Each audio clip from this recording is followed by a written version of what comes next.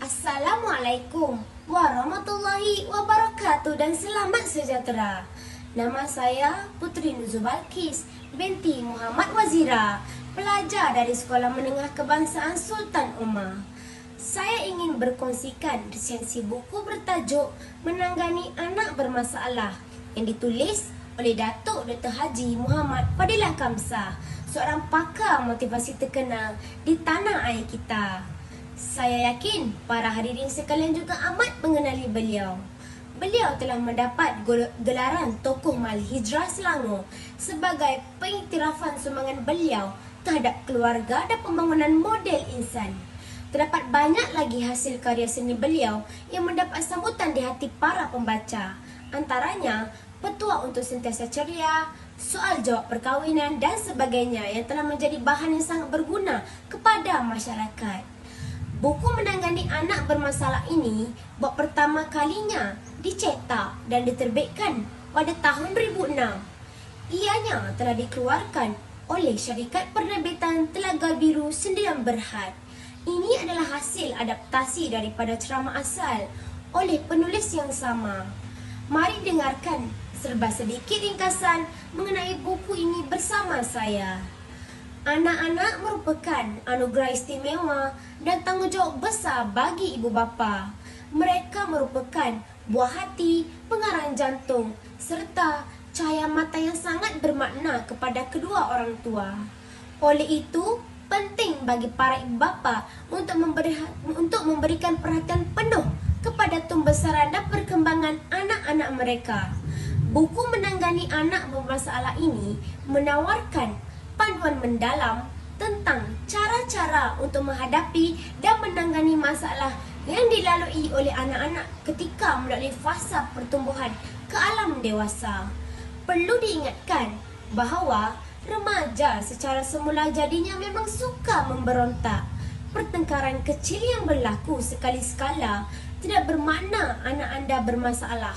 Sebaliknya, ia menunjukkan bahawa mereka berkembang dengan sihat dan berkeyakinan untuk menyuarakan pendapat serta berupaya membentuk pandangan sendiri.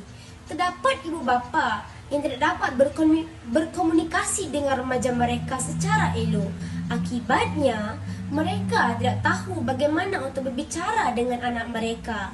Keadaan ini menyebabkan perasaan kurang senang di antara ibu bapa dan anak, sekaligus merosakkan komunikasi antara mereka. Kadangkala mereka juga terlalu dipersalahkan atas setiap kesilapan maupun kesalahan yang dilakukan. Jadi, ibu dan bapa haruslah berusaha untuk menjadikan anak mereka lebih mudah didekati, fleksibel dan lebih difahami. Mereka seharusnya meluangkan lebih masa untuk mengenali anak remaja mereka, seperti bersorak bersama, mengadakan perbualan yang bermakna dari masa ke semasa, atau dapatkan pandangan mereka tentang sesuatu yang penting dalam kehidupan. Pada era globalisasi ini, pemahaman dan kemahiran dalam mendidik anak-anak amalah penting untuk membantu mereka mencapai kejayaan dalam kehidupan. Mereka merupakan contoh yang paling dekat untuk anak-anak. Buku ini boleh dijadikan rujukan berguna dalam mendidik anak-anak supaya mereka dapat berkembang menjadi individu yang lebih berjaya dan produktif kepada masyarakat. Kerana anak-anak remaja merupakan aset negara yang paling penting untuk masa hadapan. Buku ini juga menyediakan beberapa bahan bergambar supaya para ibu bapa yang kurang gemar membaca mudah untuk memahami apa yang ingin disampaikan kepada mereka. Pada hadirin sekalian, jika diperhatikan dengan lebih dekat, penggunaan warna dalam buku ini sangatlah pelbagai. Ianya dapat memberikan kemudahan kepada para ibu bapa untuk mempelajari dari setiap bab kepada satu bab tentang permasalahan anak remaja pada masa kini. Akhir kalam, terdapat 3 pengajaran utama yang dapat saya kongsikan kepada para hadirin sekalian untuk dibawa pulang. Yang pertama, pentingnya menjadi contoh yang baik kepada anak-anak dan orang di sekeliling kita. Yang kedua, prihatin dan mendukung anak-anak adalah kunci untuk menjamin masa depan mereka yang lebih cerah.